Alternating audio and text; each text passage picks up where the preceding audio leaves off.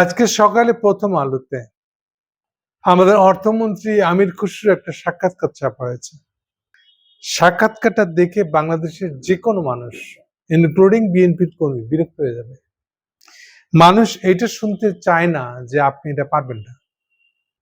এর হেডলাইনই হলো, চাইলেই একদিনে বিদ্যুৎ উৎপাদন বা গ্যাসের সরবরাহ বাড়ানো সম্ভব না, সময় লাগবে।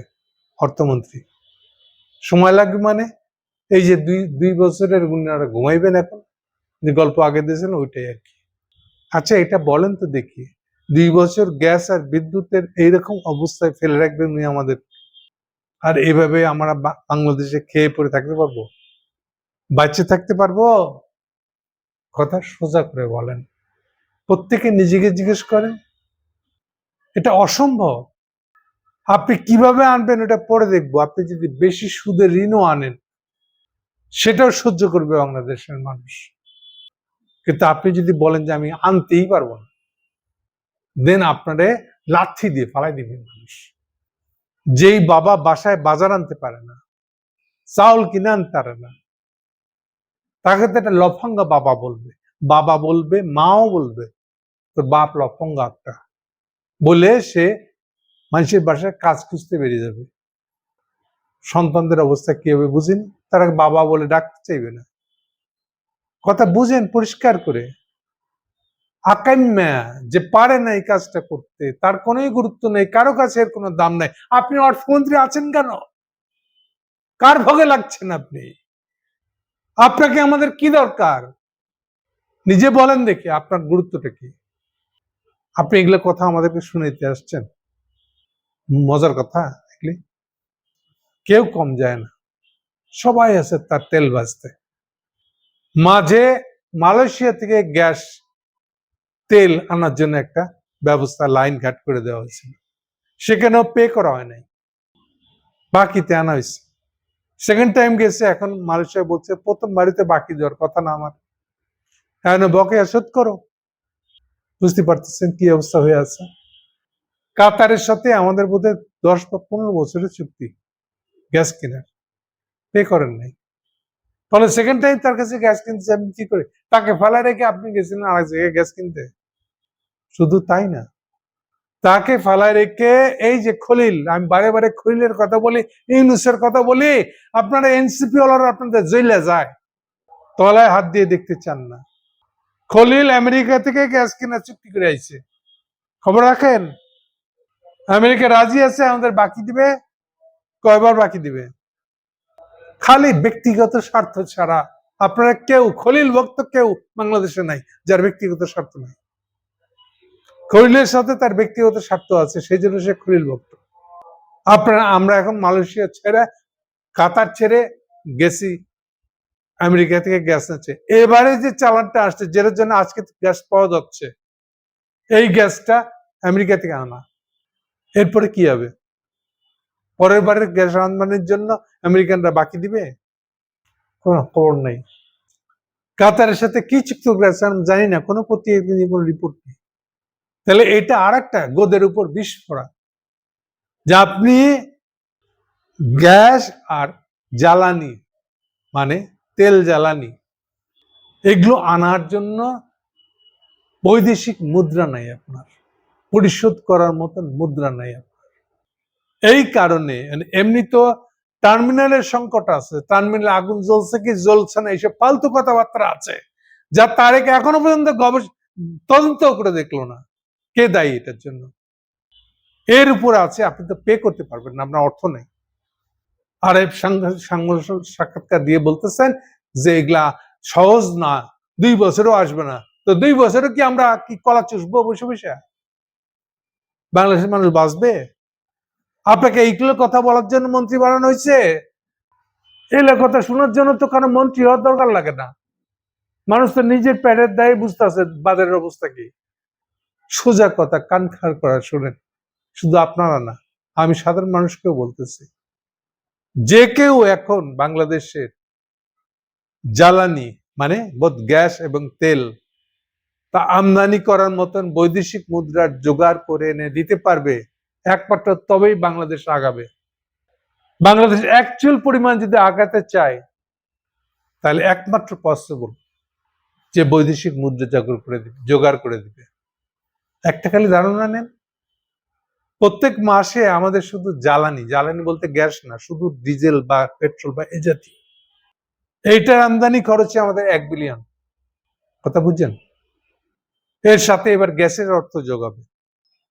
তাহলে এই মিনিমাম অর্থগুলো প্রত্যেক মাসে যদি ব্যবস্থা না করতে পারি আমরা, এটা বোধ দুর্ভিক্ষের চেয়ে একটা খারাপ অবস্থা হবে।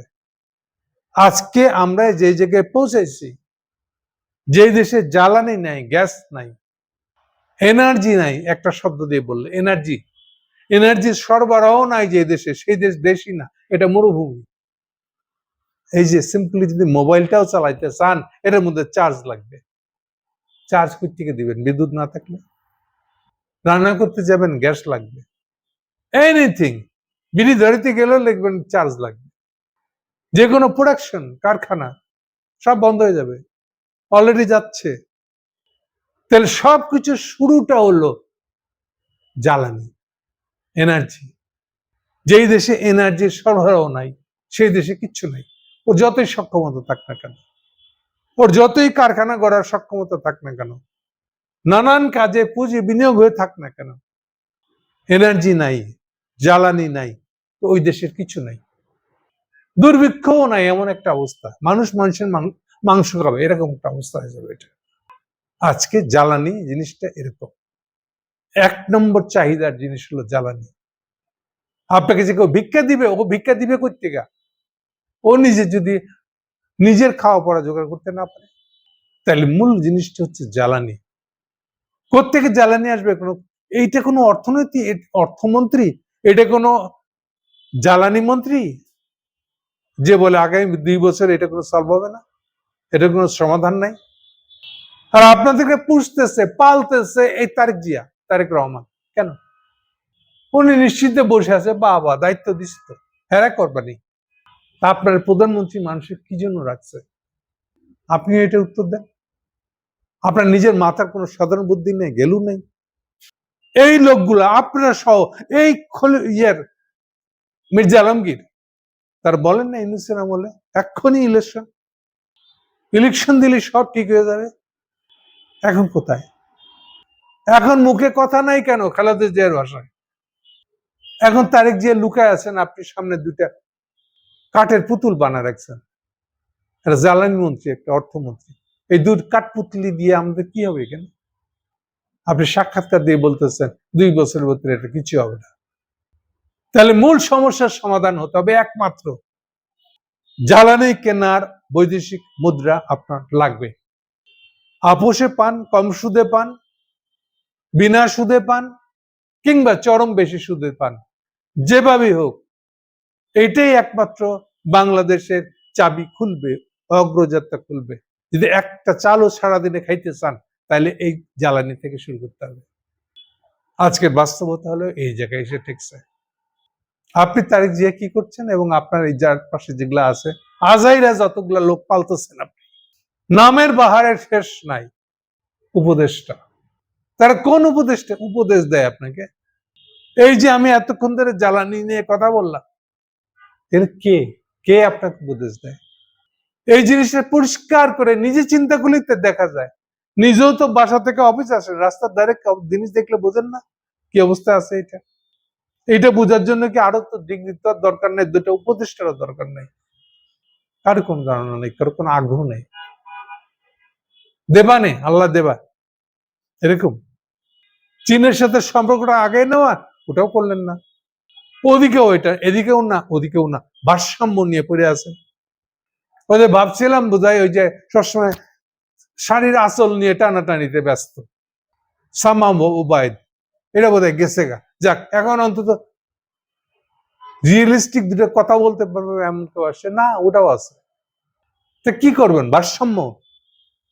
এই ভারসাম্যর নাম করে আপনি কিছুই করতে পারছেন না। তো আমেরিকার যদি লোন দিতে নিয়ে আসেন, খলিলের মুরুদ দেখাইতে বলেন যে 3 মাসের আমরা গ্যাস আনবো, লোন দিতে হবে, পারবে? আপনার বিখ্যাত বিখ্যাত ইউনূস পারবে? এনসিবি ওয়ালাদেরকে জিজ্ঞেস করছি, আপনাদের ইউনূস না সব পারে? বিশাল ক্ষমতাধর, এত বেশি লোক, দুনিয়ার লোক তাকে চিনে, পারবে তাকে? বলেন না। তার 1.5 বছরের আমলে পারছিল?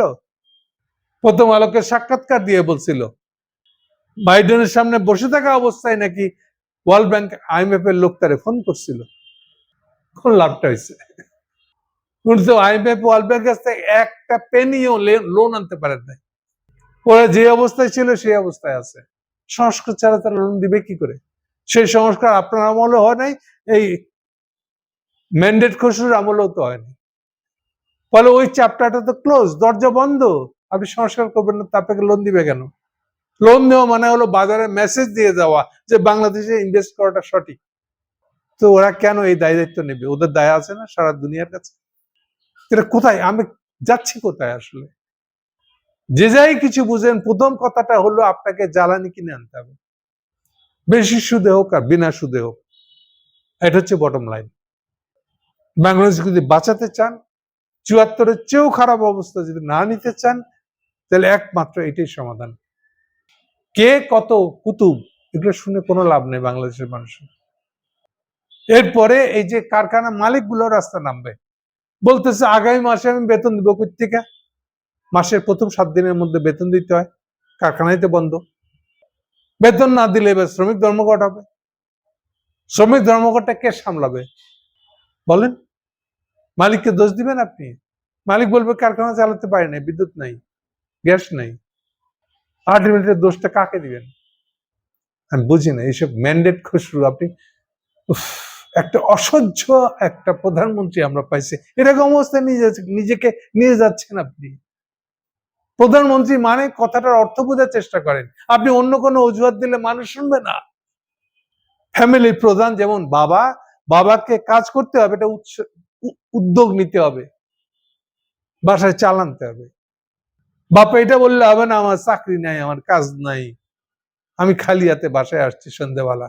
এই কথা না তার সন্তানেরা, না তার বউ, না কোনো ফ্যামিলি মেম্বার এটা শুনবে।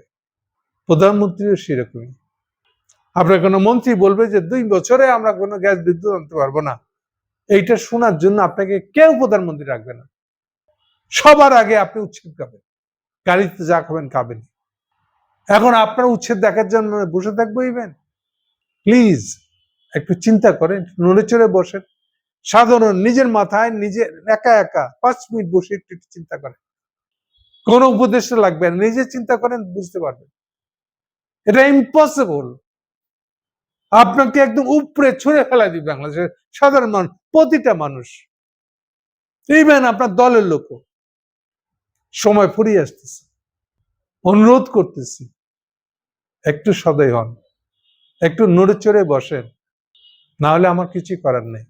Thank you.